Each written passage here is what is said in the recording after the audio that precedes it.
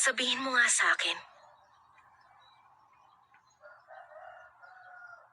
Ano ba talagang tingin mo kay Koyun?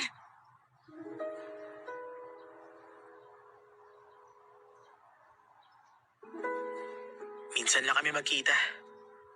Pero para sa akin, ibang-iba siya sa mga babaeng nakilala ko dito sa school. Hindi ko malimutan ang mukha niya. Pagkatapos,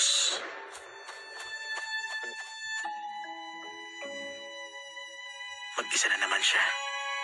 Mula noon, curious na ako sa kanya sa tuwing nakikita ko siya.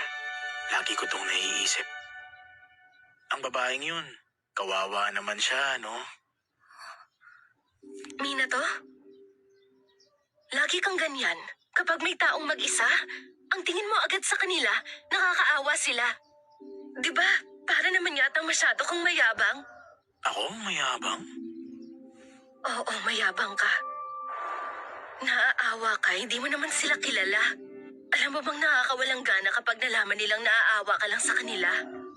Gusto mong ikaw lang ang sentro ng atensyon ng mga tao. Gusto mong sa'yo lang sila dumedepende. Kung ganyan ka naman pala, huwag mo nang lalapitan si Koyun. Huwag mo ngang pilitin si Koyun na mabuhay sa kung anong tingin mong tama. Siguro nga, tama ang sinabi mo. Pero nung una lang naman yun. Totoo nga na kinakawaan ko dati si Hikawa kasi palagi na lang siya mag-isa. Pero hindi naman pala yun totoo. Ngayon, mas gusto ko pa siyang makilala. Huwag kang mag-alala. Ha? Kaso parang hindi niya type yung mga katulad mo, Minato eh.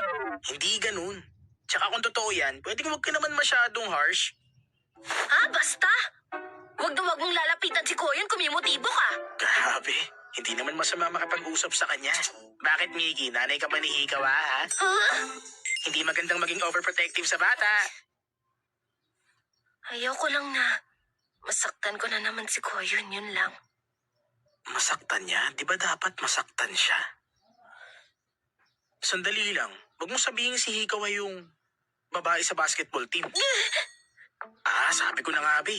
Nagagets ko na ngayon kung bakit ka sobrang protective sa kanya. Ay! Kainis! Kainis talaga! Ito nga mismo yung dahilan kaya ayaw ko magkakilala kayo ni Koyun eh! Bakit pag si Yota pwede, pero kapag ako hindi? Tinatanong mo pa eh, ang talas-talas ng pakiramdam mo! Sinabi mong hindi marunong makiramdam si Yota. Hindi sa ganun. Grabe ka kay Yota. Hindi Uy, wow! Magkaiba tayo. Parang kamay na yan ng sumo wrestler. Grabe ka naman sa akin. Buti ka pa. Anong buti pa ako? Nasa basketball team pa kasi ako. Gusto ko sanang hawakan yung bola ng ganito.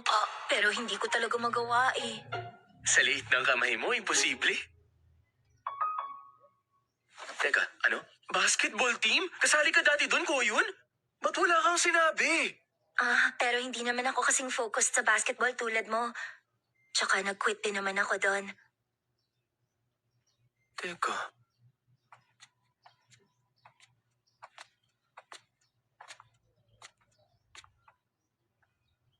Sabi mo nakakawalang gana pag kinakawaan ka pala.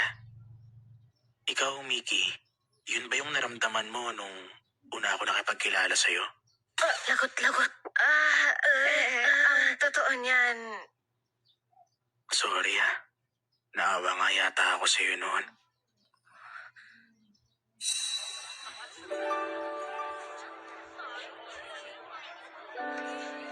Nilapitan kita kasi napansin kong mag-isa at mukhang nababagot ka na. Pero, nung naging magkaibigan na tayo, hindi ko na naisip ang bagay na yun ni minsan. Nung naging magkaibigan na tayo, tapos nadagdag pa si Yota, mas nag-enjoy na ako at naging masaya na ako. Hindi ko napansin na nakakasakit pala yung ginawa ko sa'yo nun. Sorry sa mga loob mo dahil sa akin. Minato. Lagi ka na lang ganyan. Masyado kang malapit. Ako din naman nag-enjoy tsaka masaya. Tsaka palagi mo rin ako tinutulungan.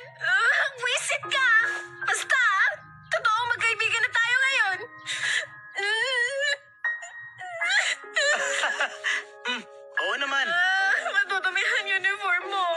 matagal naman ang madumi to eh.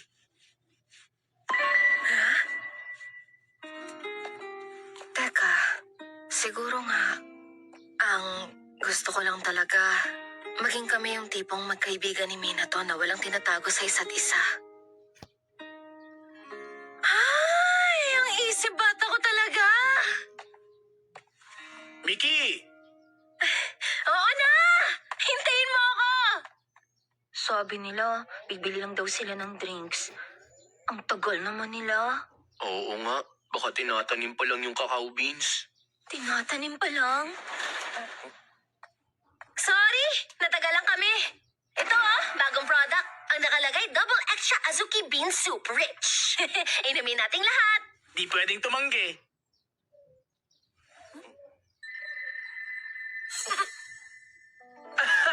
Pang ramen shop ata to eh, pero mukhang nakakagising. O diba? Kapag ininom natin yan, baka makapasa tayo sa exam. Teka, sabi ko na nga ba may nangyari kay Mickey? Okay lang kaya kung tanungin ko siya? Mickey, nung bumili kayo ng drinks ni Ama Mia, may nangyari ba sa'yo? Nag-usap lang naman kami. Kinwento niya kung paano ka bumili ng curry drink tong nakaraan. Bakit?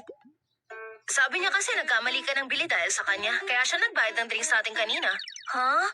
Hindi niya na dapat ginawa yun. O diba? Hindi niya lang masabi sa'yo kasi baka sumama ang loob mo. Bye! Hala, parang umalis sa utak ko yung nireview ko.